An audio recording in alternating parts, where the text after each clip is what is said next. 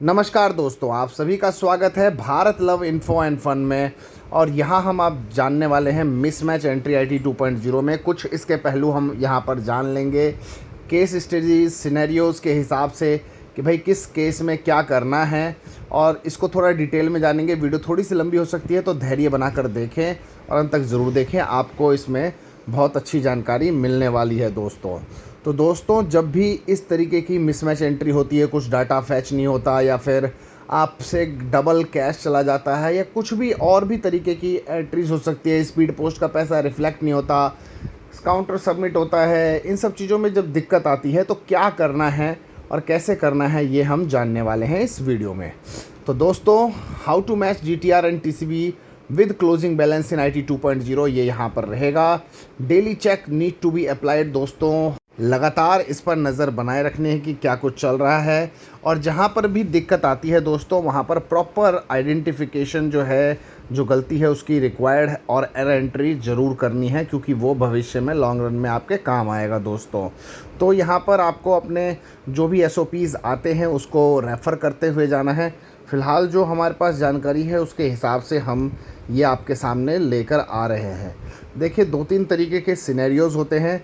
तो सबसे पहले हम उस सिनेरियो की बात करेंगे जहाँ पर डीटीआर बैलेंस जो है वो क्लोजिंग बैलेंस जो आपके ऑफिस का है उससे तो मैच कर रहा है, लेकिन टीसीबी का जो बैलेंस है वो एक्सेस शो हो रहा है। जी हाँ, टीसीबी का जो बैलेंस है उसमें जो है बैलेंस ज़्यादा दिखा रहा है, यानी कि टीसीबी 24,200 है लेकिन डीटीआर 24,000 है, जो कि सही है, यानी 200 रुपये टीसीबी ज़्यादा आ रहा है।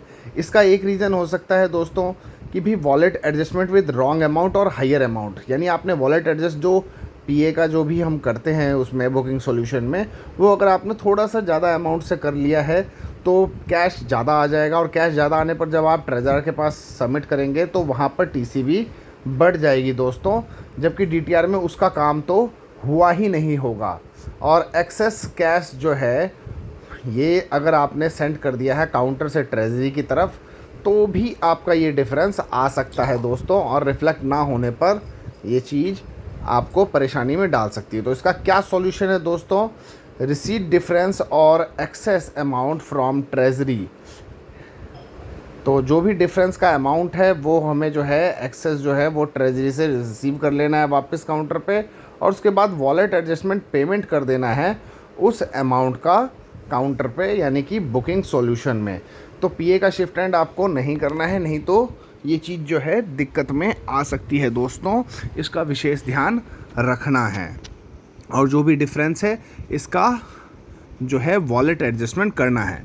अब हम बात करेंगे यहाँ पर चलकर अगली सिनेरियो की, यानी कि सिनेरियो नंबर जब टीसीबी डिफर्स करता ही है, लेकिन उसका दूसरा पार्ट जब हमारा जो टीसीबी है अभी एक्सेस हो रहा था, अब हमारा टीसीबी कम हो जाएगा दोस्तों, यानी कि वो 200 रुपये कम हो गया।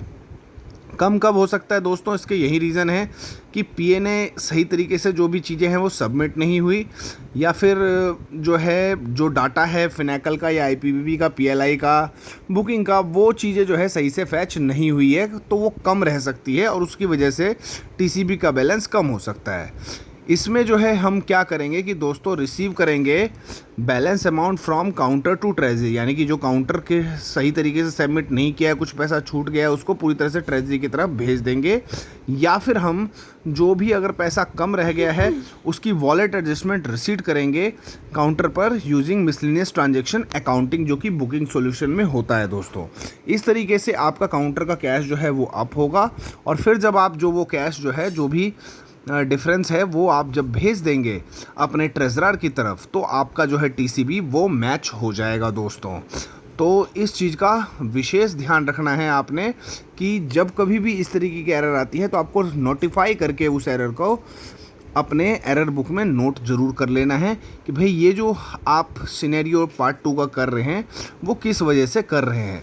तो हमने ये दोनों पार्ट यहाँ पर देख लिए हैं कि टीसीबी जब डिफर्स करता है और टीसीबी लेस होता है तो हमें क्या करना होता है दोस्तों, और जब टीसीबी ज़्यादा होता है तब हमें क्या करना होता है। एक केस में हमें वॉलेट एडजस्टमेंट पेमेंट करनी है और एक केस में हमें वॉलेट एडजस्टमेंट रिसीट करनी है दोस्तों। तो दोनों ही केस देख लिए हैं। अब चलते हैं सिनेरियो नंबर 2 पे, जहां पर हमारा DTR में डिफरेंस आएगा और TCB ओके होने वाली है दोस्तों। जी हाँ, सिनेरियो 2 DTR डिफर्स करता है, TCB तो मैच कर रही है, लेकिन DTR showing excess closing balance. DTR में जो बैलेंस है वो एक्सेस शो हो रहा है। ये तभी हो सकता है दोस्तों जब गलत वाउचर पोस्टिंग हो गई हो, पेमेंट और रिसीट साइड में कुछ फिगर जो है सही से रिफ्लेक्ट ना हुए हो, तो ये दोस्तों प्रॉब्लम आती है। इसका सॉल्यूशन जो है वो यही है दोस्तों कि हम क्लिक ऑन करेंगे ट्रेजरी कार्ड पर, क्लिक ऑन टूल्स करेंगे और वहाँ पर जो है टूल्स पे क्लिक करने पे मिसमैच एंट्री का ऑप्शन रहेगा, डाटा एंट्री का, उस पर क्लिक करेंगे तो वहाँ पर अमाउंट शो करेगा as DTR excess. So please do the payment site adjustment. DTR excess है तो वहाँ पर चीज़ें जो है माइनस में शो करेगी दोस्तों। जब माइनस में शो करेगी तो हमें वहाँ पर प्रॉपरली ये चीज़ देख लेना है कि भाई किस चीज़ का जो डाटा जो है वो आपका एक्सेस आया हुआ है, तो उसको जो है एडजस्ट हमें करना है। और वो एडजस्ट जो है जब आप करेंगे तो जिस भी चीज़ का डाटा है वो अगर PLI CBS से अलग डाटा है तो अदर डाटा पेमेंट में हमें मिसमैच एंट्री डालनी है। और ये मिसमैच एंट्री तभी होगी टूल्स में जाकर जब आपका DTR डिफ़र करेगा दोस्तों और TCB मैच करेगा, तब मिसमैच एंट्री ज़रूर करनी है। हर जगह मिसमैच एंट्री नहीं करनी है। वॉलेट एडजस्टमेंट से भी आपका काम चल जाएगा दोस्तों। तो कहाँ पर मिसमैच एंट्री करनी है, कहाँ पर नहीं करनी है, इस चीज़ को पहचानना बहुत ही ज़रूरी है।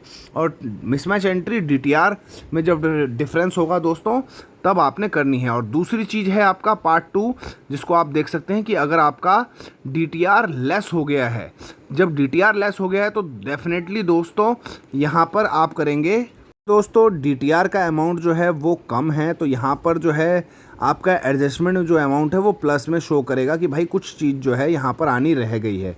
तो यहाँ पर आपने रिसीट एडजस्टमेंट करेंगे और जो भी डिफरेंस है उसको कर देंगे यहाँ पर एंट्री। तो कैसी लगी वीडियो ज़रूर बताएं।